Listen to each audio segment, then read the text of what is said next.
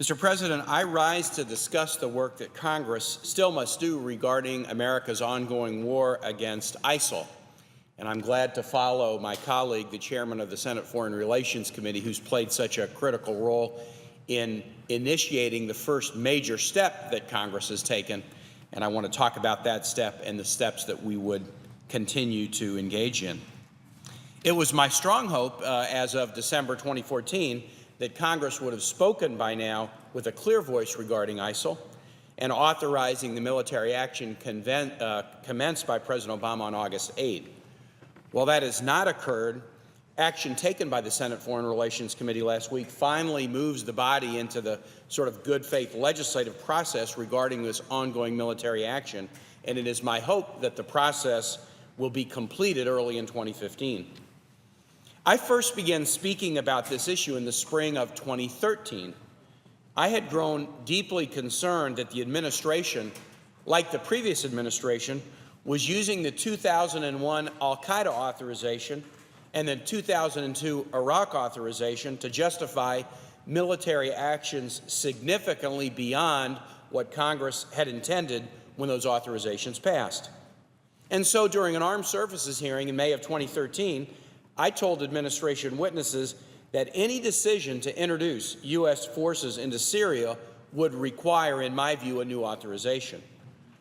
I was pleased when President Obama sought congressional approval for military action in Syria in August of 2013, and I believe that the Senate Foreign Relations Committee's vote at that time helped lead to the ultimate destruction of the Syrian chemical weapons stockpile, one of the largest stockpiles in the world. And there was an important lesson. A president's determination that U.S. military action is necessary is made more powerful when Congress joins in that decision.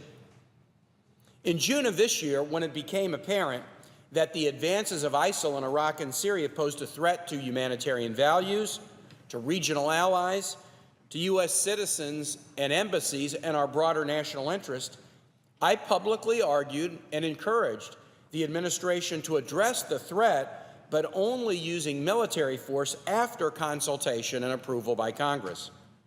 Make no mistake, ISIL is a major threat, but presidents cannot constitutionally start military action without Congress unless there's a direct and imminent threat to the United States. In this instance, with ISIL's activities occurring halfway across the globe, and with the administration admitting that the organization poses no imminent threat of attacking the United States, a new congressional authorization is necessary. Now, I regret, Mr. President, that the administration started military action, what President Obama called going on offense against ISIL, in August without congressional approval. The White House asserts that the current action is justified by the 2001 and 2002 authorizations, but most outside observers and most members of Congress believe that the current campaign against ISIL needs its own legal authorization. The White House has not proposed authorizing language, and so it's up to Congress to do the job of providing a legal framework for this war. I introduced a proposed authorization for war against ISIL within days after President Obama addressed the nation on television the evening of September 10th. Since then, I've been working to have the matter heard, first in the Foreign Relations Committee and then by the full Senate, and I have been greatly assisted in my effort by many colleagues, none more so than the chairman, Senator Menendez, who has passionately worked to advance this item in the business of the Senate. The pace of our efforts has been frustratingly slow, but last week, after a series of hearings and business meetings, the Senate Foreign Relations Committee voted on an authorization to authorize the ongoing military action. The authorization is a sound product that does a number of things. First, it authorizes and describes the military campaign against ISIL. Second, it establishes a 3-year duration of the authorization with the ability for a reauthorization if Congress determines it to be in the national interest. Third, the authorization repeals the 2002 Iraq authorization and sunsets the 2001 al-Qaeda authorization in 3 years as a mechanism for forcing Congress to review and revise that al-Qaeda authorization. And finally, Mr. President, what we did last week places limitations on the use of U.S. ground troops in the war on ISIL in accord with President Obama's clear pledges to the American public and our considered judgment that the U.S. role should be primarily to assist ground troops from the region in battling the region's own extremist violence. After reporting the authorization out of committee, Senator Menendez filed it as an amendment to the omnibus budget bill with numerous co-sponsors, including me. That was entirely appropriate because the budget contained funding for the ongoing operation against ISIL. But the amendment was not allowed, and thus, in all likelihood, we will adjourn our 2014 session without taking action beyond the SFRC vote. But, Madam President, just as the SFRC vote in August of 2013 played a significant role in leading to the destruction of the Syrian chemical weapons stockpile, I believe that the authorization we passed last week will also have a significant effect. It becomes the first formal action by Congress in providing a legal framework for the war that until now has been carried out without any clear legal authority. And it will be the basis for our discussions in January as we complete the necessary work of authorizing this military action.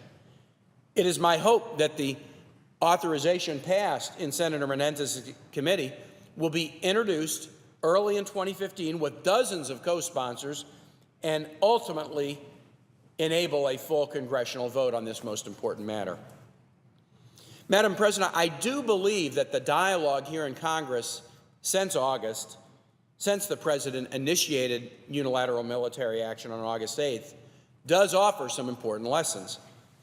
First, not surprisingly, and especially as a Virginian, I have to say this, the framers of our Constitution had it right. Those framers, like Mason and Madison and Jefferson, we shouldn't go to war without congressional approval. Unilateral action by the executive without congressional support deprives the public of the full debate necessary to educate everybody about whether military action is in the national interest.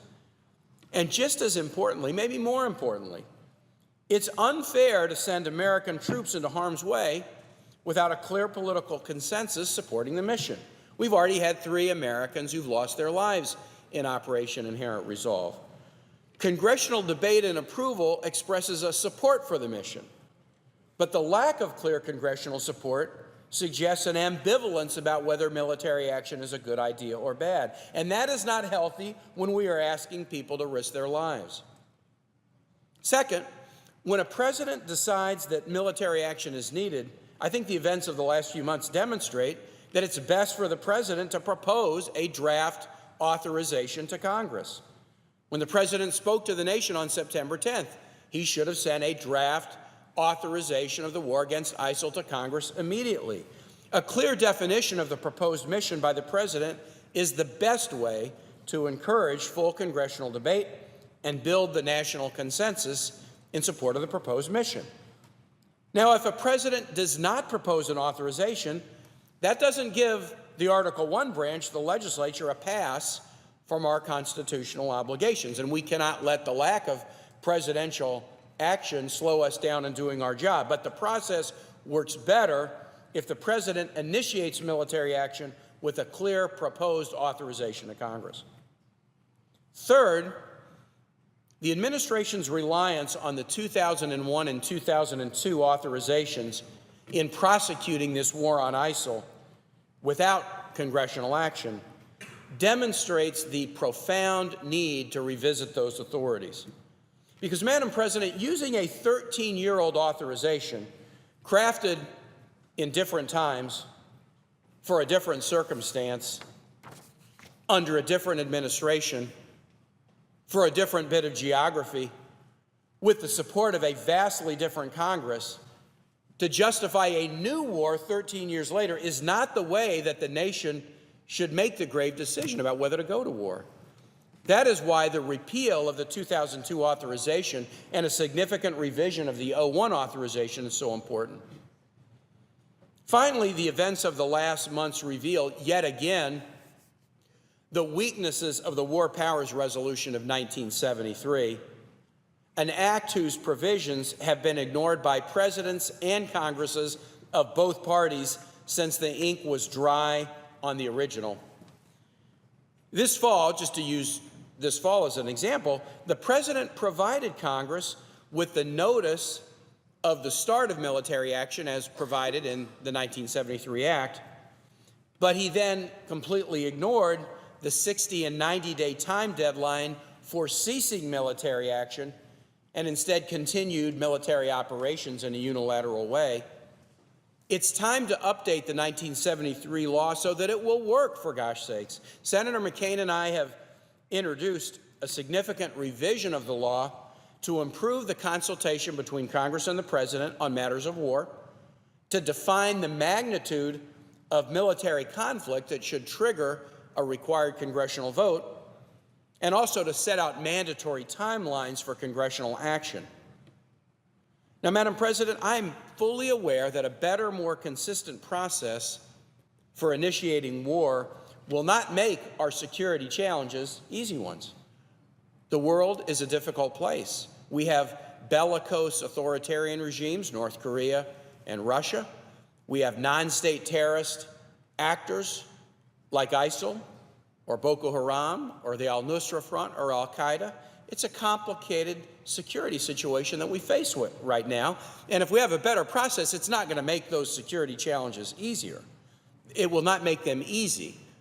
But I maintain, and my belief in this has only grown stronger with every day I've been in this body, that the absence of a clear process for making decisions about war, coupled with the twin pathologies of executive overreach and congressional abdication, make it harder for us to do the right thing with clarity and with speed.